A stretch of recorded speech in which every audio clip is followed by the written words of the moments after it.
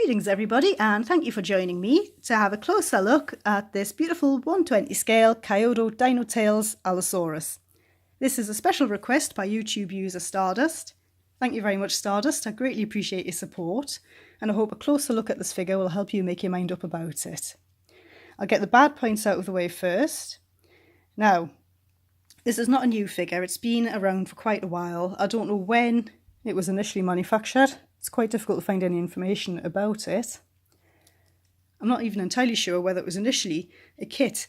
A lot of the Dinotales figures do come as hollow vinyl kits, and this is a hollow vinyl figure. But hollow vinyl is very robust. I like hollow vinyl. I don't mind a hollow vinyl figure at all. There's very little give in there. The paint doesn't wear. You know, they're a nice figure. It's quite lightweight. It stands well. The only thing with it is you can see some of the seam lines. You can see where the lower jaw has been fitted on here. There's a line around that. There's a very, very slight line around the top of the head here as well. Again, this neck was obviously another section. The arms either side. The knees here. There's a slight seam line around there. And also around the base of the tail, although this one's quite well disguised in the folds of skin that they've got there. The other bad point, perhaps, is the posture.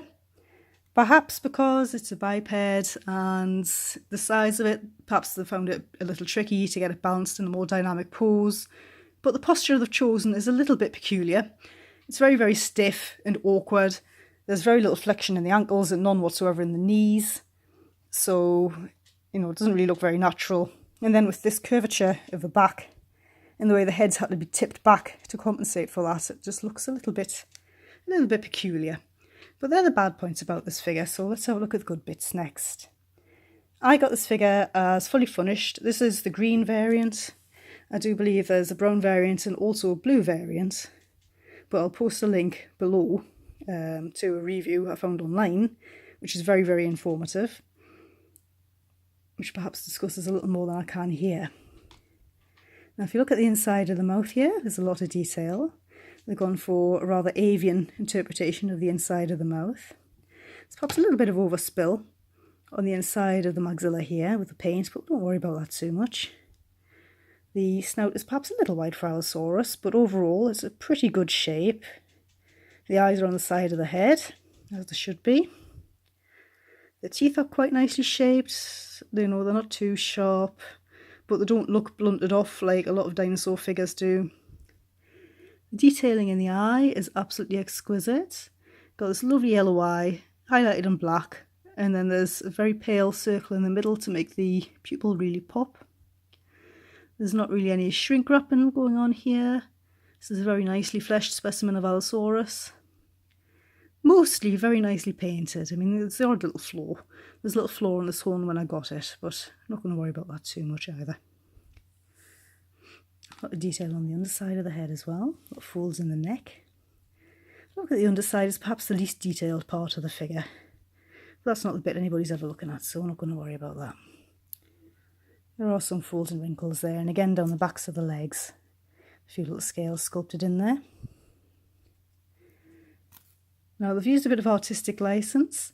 The skin is very well rendered. The details aren't oversaturated. They haven't gone too scaly, which can make figures look a little bit peculiar and unrealistic. They have included this rather crocodilian hides, these scoots, which I don't know quite why they've done them, but you know, it's a bit of artistic license and it suits the figure quite nicely. Breaks its outline up a little bit. The hands are very, very good. It's got the large thumb claw of Allosaurus, and as you can see, the claws are painted quite nicely. The fade from the grey to the cream there. It's quite realistic. The hands are nicely done. They haven't got these sort of avian type scoots, which you see quite often down theropod hands. I don't know quite why people do that. There's a lot of lovely folds and wrinkles in the skin, and these lovely pebbly scales, which are nicely picked out in this dark grey. You can see some musculature in the thighs, but there's nothing overboard here. You haven't got any of this superhero type musculature that, you know, a lot of dinosaur figures suffer from, and which really isn't very realistic. Got quite avian scoots down the foot. Again, it's a little bit contentious whether this would have been possible because in birds, these type of scutes are actually, basically they're a type of feather that's gone back to scale form. So it's not entirely sure whether, dinosaurs, large theropod dinosaurs, which went to Coelurosaurus, would have had anything like that. It's got a good long tail. Again, plenty of detail. A little seam line in this section here. Nice folds in the skin. Really, overall, it's quite a subtle character. It's nicely done. Could perhaps have done with a little bit more bulk around the base of the tail here. It would have been a very large muscle running down here, and you don't really get a great impression of that. But overall, this is a really, really nicely done figure. It's a very worthy addition to any collection. Because of its size, it's perhaps a little bit awkward to display compared to some other figures, like this little Sinraptor, who is just proven by point by standing on his own there. It's certainly far more accurate than its closest competitor, this one. And overall, it's a bit pricey.